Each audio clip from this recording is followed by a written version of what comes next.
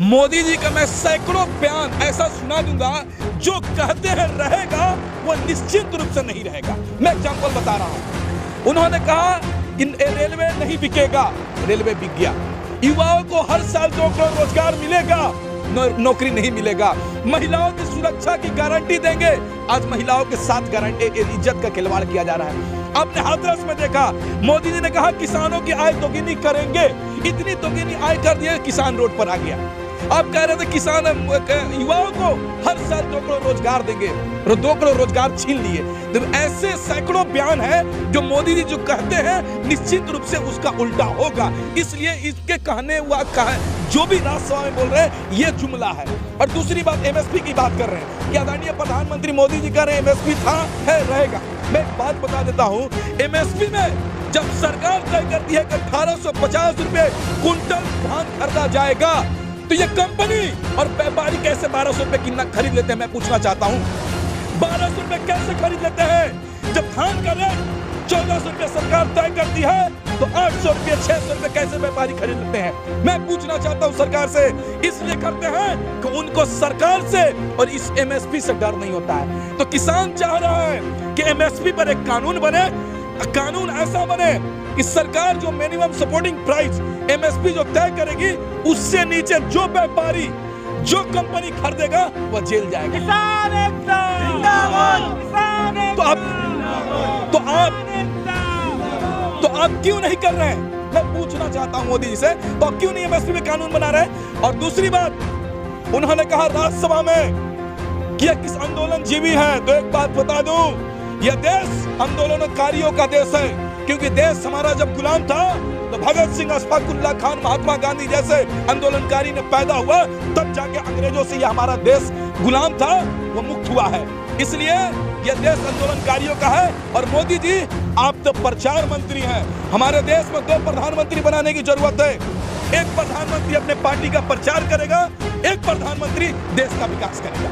अब बताइए ना, इससे पहले बिहार में जब चुनाव हुआ तो बिहार में आदरणीय प्रधानमंत्री चले गए, वहां प्रचार में व्यस्त हो गए, देश के विकास नहीं किया। फिर दिल्ली में एमसीडी का चुनाव हुआ, उसमें व्यस्त हो गए। अभी बंगाल में चुनाव है, वहां व्यस्त हो जाएंगे। फिर थोड़ी दिनों के बाद उत्तर प्रदेश में चुनाव होगा, वहां व्यस्त हो जाएंगे। फिर थोड़ी दिनों के बाद पंजाब में चुनाव होगा, वहां व्यस्त हो जाएंगे। अरे भाई, ये प्रधानमंत्री है या प्रचार मंत्री है? इसलिए इस देश में 2 प्रधानमंत्री बनने की जरूरत होगी, तब जाके युवाओं की बात होगी, किसानों की बात होगी, महिलाओं की बात होगी, छात्रों की बात होगी, तब जाके हमारा देश चलेगा। और तीसरी बात, प्रधानमंत्री जी कह रहे हैं राज्यसभा में एकदम मुखौटा इतना बन गया, किसानों की इतना हमदर्दी बन गई, इतना हमदर्दी, बोल रहे मैं किसानों के साथ हूँ। आज का बयान देखिए, अरे बोल रहे मेरे किसान दिल में है। अरे भाई, बोल रहे किसान हमारे पिता समान है। अरे भाई, ऐसा कौन बेटा है जिसके बाप को उस भाजपा का विधायक आके कह रहा है कि जूता से मारेंगे? शर्माना चाहिए ऐसा बेटा को, जो तुम्हारे बाप को तुम्हारा पार्टी का विधायक आकर जूता मार रहा है और तो चुपचाप देख रहे हो। तुम अगर पिताजी को, सब किसान को सम्मान करते हो, वैसे विधायक, वैसे मंत्री को अपने पार्टी से निकाल को फेंक दो, जिन्होंने किसानों को खालिस्तानी कहा है, जिन्होंने किसानों को गाली दिया है, जो किसानों का अपमान किया है, वैसे निकाल को फेंक दो, तब तो समझेंगे तुम किसानों का हमदर्दी हो। और किसानों को अगर मोदी जी के दिल में रहते तो किसानों पे अत्याचार नहीं होता। किसान जब दिल्ली आ रहे थे तो उन पे गोलियां चली, उन पे आंसू गैस के गोले चले, उन पे पानियां चली, ठिठुरती ठंड में आंदोलन कर रहे हैं। अरे मोदी जी, किसानों अगर आपके दिल में रहते तो किसानों की मांग पूरी कर दिए रहते। 11वीं दौर की बैठक खत्म हो गई, 12वीं दौर की खत्म हो गई। अगर किसान दिल में रहते तो किसानों की समस्या का हल निकल नहीं जाता। किसानों के दिल में, मोदी जी के दिल में अगर कोई है तो अडानी और अंबानी है, स्मृति ईरानी है, हेमा मालिनी है, कंगना रनावत है। इस देश में किसानों के दिल में अगर थोड़ी सी भी जगह रहती ना मोदी जी का, तो किसान का समस्या का समाधान हल हो जाता। मोदी जी बोल रहे हैं कौन दो बात थे, वो कह रहे हैं कि आज उन्होंने अपने बयान में ये भी कहा कि मेरे दरवाजे अभी भी खुले हैं। एक पत्रकार महोदय, पत्रकार महोदय काम कीजिए, मोदी जी का मोबाइल नंबर बताइए, हम लगाते हैं। नहीं बताइए ना, आप बोल रहे हैं कि ब्रेक कॉल की दूरी है। अरे ठीक है, तो मैं अभी से पूछ रहा हूँ, अभी के साथ चैनल के माध्यम से आप नंबर दीजिए, हम लगा रहे हैं। आप नंबर दीजिए, हम लगाते हैं, बात करते हैं कि गाजीपुर बॉर्डर से बोल रहे हैं, हम किसानों के समर्थक हैं, किसान हमारे साथ आप बात करना चाहते हैं, किसानों को बात करवाएंगे। लीजिए चाचा, बात करेंगे। अरे भाई नंबर नहीं देते हैं, बल्कि बॉर्डर को सील कर देते हैं, कील तंत्र लगाते हैं, कील बिछाते हैं रोडों पर और किसानों पे मार रहे हैं और कह रहे 1 कॉल का दूरी है। अरे भाई मोदी जी कितना जुमला फेंकेंगे आप, कितना फेंकेंगे? अगर आप 1 कॉल की दूरी है तो आप भी गाजीपुर आ जाइए, किसानों से बात कर लीजिए। अरे बंगाल चले जाते हैं, बिहार चले जाते हैं, दूसरे अदर राष्ट्र का अमेरिका चले जाते हैं और आप 10 किलोमीटर दूरी गाजीपुर नहीं आ सकते? ये कहीं ना कहीं मोदी जी किसानों को गुमराह करना चाह रहे हैं। जैसे 2014 में 19 में देश को गुमराह किए, उसी तरीके किसानों को गुमराह करना चाहते हैं। लेकिन देश की जनता, एक डॉक्टर अंबेडकर साहब ने कहा था एक बात कि जब संविधान बन जाने के बाद प्रसन्न थे, बहुत खुश थे, तो एक आदमी ने पूछा अंबेडकर साहब आप इतना खुश क्यों हैं? तो उन्होंने कहा कि मैं एक संविधान बनाया हूं, इसके तहत सबको, गरीब को, दलित को, किसान को, मजदूर को न्याय मिलेगा। तो उन्होंने कहा कि मैं न्यायपालिका को खरीद लूंगा, मैं कानून को खरीद लूंगा, इस कानून को। तो उन्होंने कहा, सोच कर बोला कि तुम तो खरीद लोगे पैसे के बल पर, चांदी के बल पे, अपनी पावर के बल पे, लेकिन जब ये देश की जनता जागरूक हो जाएगी तो सबसे बड़ा भिखारी तुम होगा। उसी तरीके से देश की जनता, किसान, मजदूर, छात्र, किसान जागरूक हो चुका है और देश के सबसे बड़ा भिखारी है तो नरेंद्र मोदी है, नरेंद्र मोदी है, क्योंकि देश को बेचना चाहता है। संशोधन तो हो सकता है लेकिन कानून वापस नहीं। एक बात बताइए, मैं पूछना चाहता हूँ, अब संशोधन कहे, एक चीज और छोड़ दी है, स्टे। अब बताइए ना, अगर ये जहर के गिलास है, मैं अभी पीता हूँ या 1.5 साल के बाद पियेंगे, मृत्यु होगी कि नहीं होगी? प्रधानमंत्री ने कहा है कि ये दवा है जो कड़वी दवा है। हाँ। किसानों को समझ में नहीं आ रहा है, खाने के वक्त कड़वी तो लग सकती है, बाद में सेहत अच्छी होगी। बहुत अच्छी बात कहा ना आपने।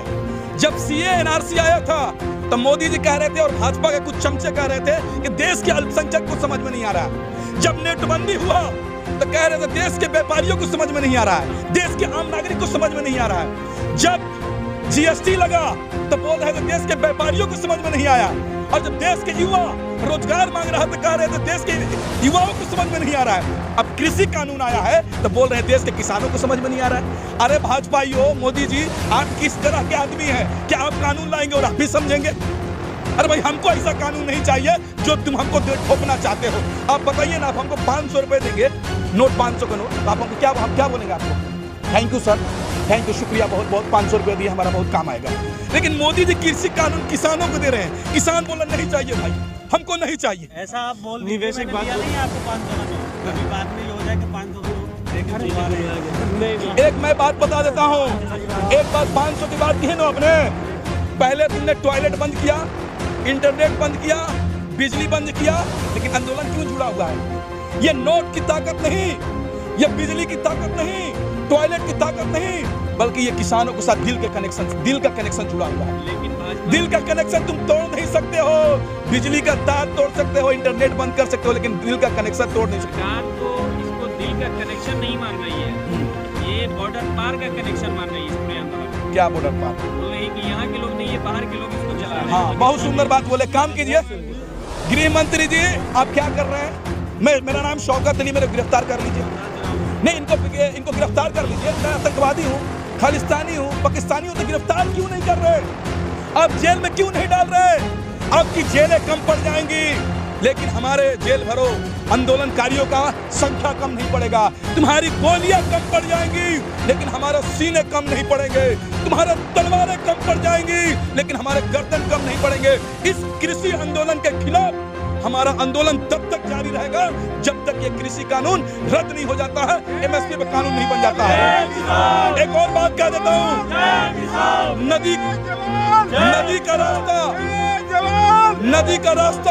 नदी का रास्ता पहाड़ कभी नहीं रोक सकती है। नदी अपना रास्ता पहाड़ को चीर कर बनाता है। उसी तरीके से ये आंदोलन तब तक खत्म नहीं होगा जब तक तीनों कृषि कानून रद्द नहीं हो जाता है और MSP पे कानून नहीं बन जाता है। देख लीजिएगा। और एक बात, सरकार घुटने